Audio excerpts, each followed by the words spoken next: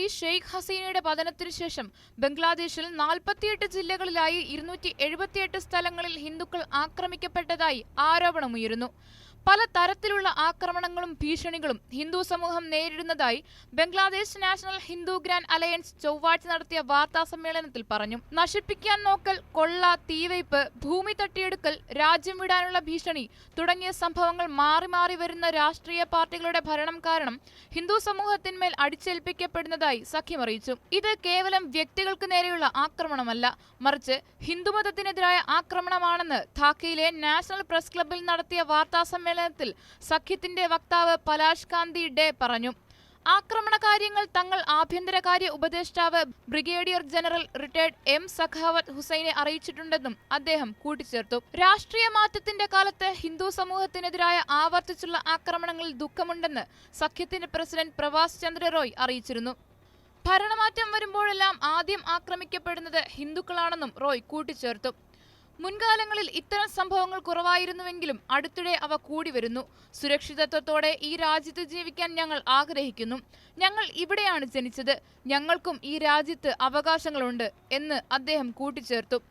ഹിന്ദുക്കൾക്കെതിരായ ആക്രമണങ്ങളിൽ 7 ആവശ്യങ്ങൾ ഉന്നയിച്ച് സഖ്യം തിങ്കളാഴ്ച ഇടക്കാല സർക്കാരിനെ സമീപിച്ചിരുന്നു. കലാപകർക്കെതിരെ ജുഡീഷ്യൽ അന്വേഷണം, ന്യൂനപക്ഷ സംരക്ഷണ നിയമവും കമ്മീഷനും, പൊതുചിലവിൽ ക്ഷേത്രങ്ങളും വീടുകളും പുനഃസ്ഥാപിക്കുക, വേഗത്തിലുള്ള വിചാരണ തുടങ്ങി 7 ആവശ്യങ്ങളാണ് സഖ്യം മുന്നോട്ട് വെച്ചത്. ചൊവ്വാഴ്ച മുഖ്യ ഉപദേഷ്ടാവ് പ്രൊഫസർ മുഹമ്മദ് യൂനിസ് ധകേശ്വരി ദേശീയ ക്ഷേത്രം സന്ദർശിച്ച് എല്ലാവരുടെയും സഹകരണം അഭ്യർത്ഥിച്ചിരുന്നു.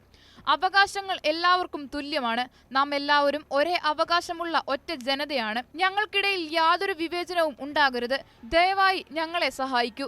ക്ഷമ ശീലിക്കുക, പിന്നീട് വിധിക്കുക.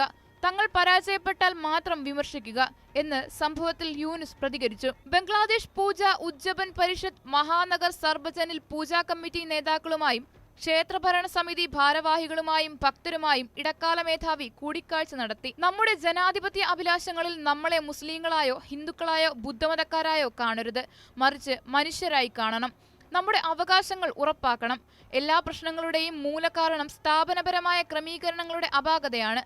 അതുകൊണ്ടാണ് ഇത്തരം പ്രശ്നങ്ങൾ ഉണ്ടാകുന്നത്. സ്ഥാപനപരമായ ക്രമീകരണങ്ങൾ പരിഹരിക്കേണ്ടതുണ്ട് എന്ന് അദ്ദേഹം കൂട്ടിച്ചേർത്തു. അതേസമയം ബംഗ്ലാദേശിൽ ഹിന്ദുക്കൾക്ക് നേരെയുള്ള ആക്രമണം വ്യാപകമായ സാഹചര്യത്തിൽ ഹിന്ദു നേതാക്കളുമായി കൂടിക്കാഴ്ച നടത്താനൊരുങ്ങി ഇടക്കാല സർക്കാരിന്റെ ഉപദേശകനായ മുഹമ്മദ് യൂനുസ്. ന്യൂനപക്ഷങ്ങളുടെ ക്ഷേത്രങ്ങളും മറ്റ് ആരാധനാലയങ്ങളും തകർക്കുകയും കൊള്ളയടിക്കുകയും ചെയ്തവർക്കെതിരെ നടപടി സ്വീകരിക്കുമെന്ന് ഇടക്കാല സർക്കാർ പ്രഖ്യാപിച്ചതിന് തൊട്ടു പിന്നാലെയാണ് ഈ കൂടിക്കാഴ്ച. ന്യൂനപക്ഷങ്ങളുടെ ആരാധനാലയങ്ങൾ ആക്രമിക്കുന്നവർ ഗുണ്ടകളാണെന്നും ഉണ്ടായ നാശനഷ്ടങ്ങൾക്ക് അത്തരക്കാരിൽ നിന്നും പിഴ ഈടാക്കുമെന്നും ഇടക്കാല സർക്കാരിന്റെ മതകാര്യ ഉപദേഷ്ടാവ് ഖാലിദ് ഹുസൈൻ പറഞ്ഞു. അതിനിടെ ഹിന്ദു ന്യൂനപക്ഷ സമുദായങ്ങൾക്കെതിരെ രാജ്യത്ത് നടക്കുന്ന ആക്രമണങ്ങളിൽ പ്രതിഷേധിച്ച് മഷിയഹട്ടി റീജിയണൽ ദുർഗാ പൂജ സെലിബ്രേഷൻ കമ്മിറ്റി ജസോറിലെ അഭയനഗറിൽ റാലി സംഘടിപ്പിച്ചിരുന്നു.